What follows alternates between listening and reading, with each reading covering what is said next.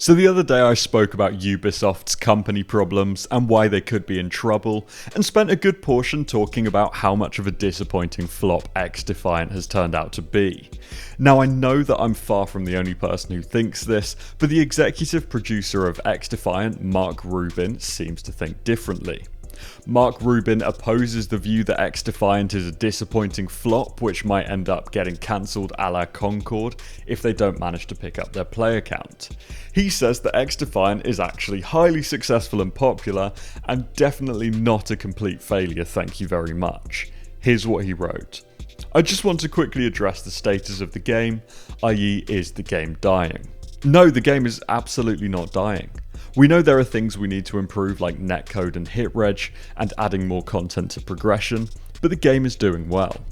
We just want it to do better, and we do that by addressing the concerns of our community, which has always been the plan.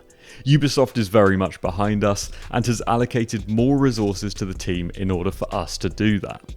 Now hopefully the latter half of that statement is true. I do think that the game might actually have some potential if they can give players enough of a reason to play it over, I don't know, something huge like Black Ops 6. I do however find it slightly hard to believe that XDefiant isn't dying though. That's the part I'm struggling with a bit. Especially since the game is free to play, I do not understand the benefit of not releasing through Steam. Sure, Valve take their cut and that's bad when you want to keep all of your money, but the reality is that unless you're League of Legends, a majority of casual PC gamers still just load up Steam by default if they're looking for something new to play. Rather embarrassingly, I was actually completely out of the loop when XDefiant first came out, and I genuinely think a big part of that is because the main way that I find new games is just on Steam. Surely I can't be the only one. Also, you really can't blame him for trying his very best not to sound negative about the game.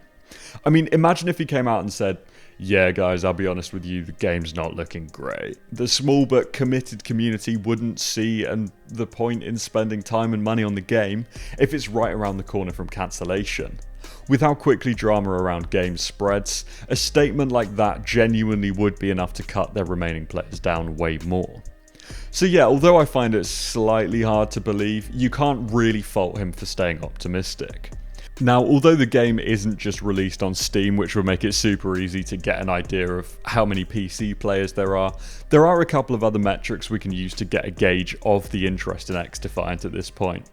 And remember, it is all relative, so to an indie studio these numbers might be massive, but given the sheer scope and budget of this project, I have a feeling they aren't happy about the numbers deep down, and saying the game isn't dead is either cope, damage control, or both. Equally, he could just mean that it isn't dying in the sense that they aren't going to abandon it like what happened to Concord. Okay, so firstly there's the Twitch viewership. Just a quick note while I'm editing, as I'm editing this video I've just pulled a screenshot now, which is around a similar time of day as when I pulled the screenshot in my last Ubisoft video, and it has got 529 viewers. It's even worse. Like I said last time though, with utmost respect to the streamers, I think much of this could be down to the fact that XDefiant has Twitch drops, which incentivizes players to have streams on, even if they aren't really watching or engaging within that community.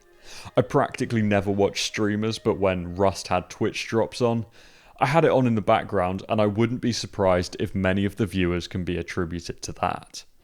Another potential reason, if I were to play devil's advocate and pretend that XDefiant is actually way bigger than everyone thinks, is that the community is mostly made up of older Call of Duty players.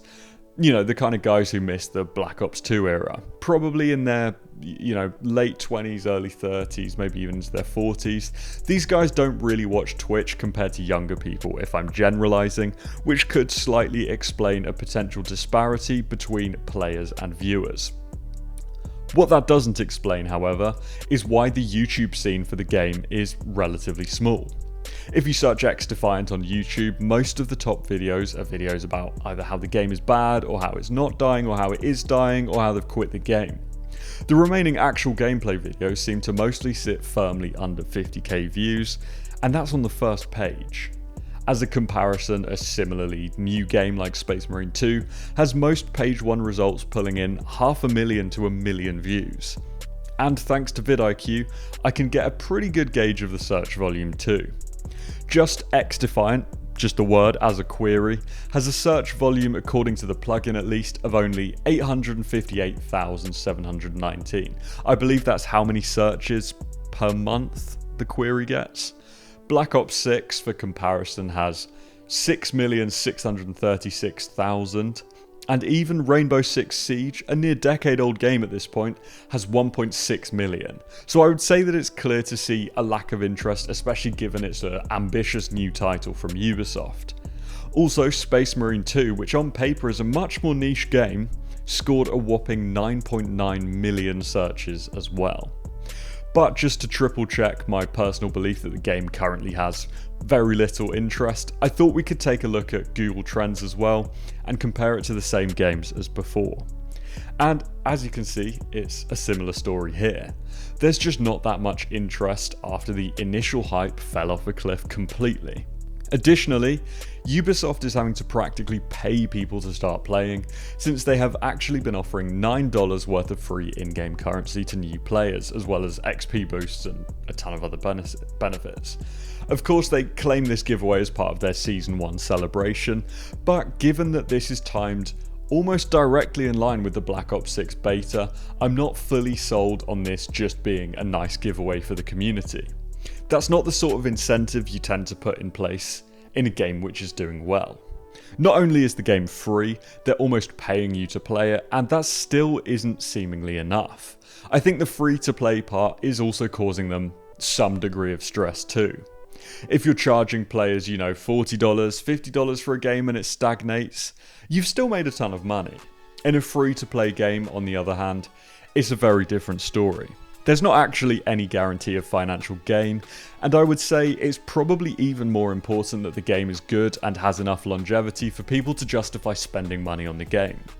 Free-to-play games tend to rely on a small percentage of big spenders to subsidise the free-to-play scrubs who never give them a penny.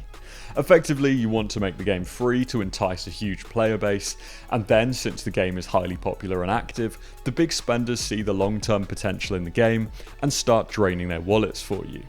That's part of the big success with games like CS2 and even Clash of Clans.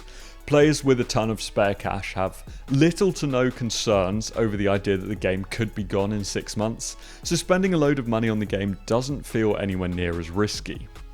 To get to that sort of point though, a game needs to be out for a while to gain players' trusts.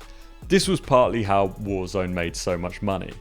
At first, of course, people were slightly hesitant to spend on the game, but once they'd racked up hundreds of hours and playing it was basically a daily routine, especially through, I think the release of Warzone kind of lined up with Lockdown. The idea of paying up didn't seem like that much of a risk. Although having said that, they did annoy a ton of players when their skins didn't port over to the next Warzone, but that's besides the point. I have a feeling XDefiant is probably still struggling to bring up their average value per user. They're going to need big numbers within a relatively short time frame for Ubisoft to keep up this enthusiasm.